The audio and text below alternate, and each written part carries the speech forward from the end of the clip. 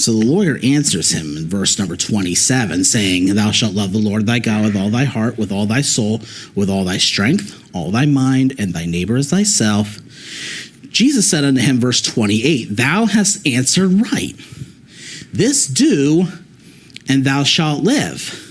But now note verse 29. The Luke account tells us that the lawyer wasn't finished.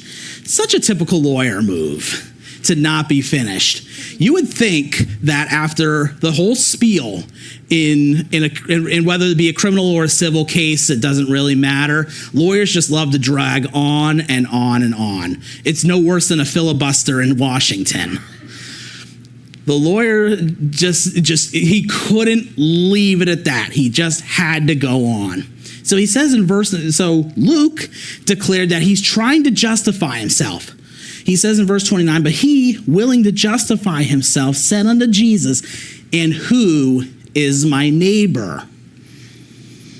So Luke declares that the lawyer is trying to justify himself. So he's trying to make himself righteous. What does the Bible say about our righteousness? Well, it's as filthy rags. We have no righteousness of our own. Not a one of us, and not a lick of it. Of our own accounts. He's trying to make himself righteous in spite of the fact that only Jesus can make one righteous. And that's by his shed blood being deposited on our accounts, on our behalf. So he asks, "Who is my neighbor?"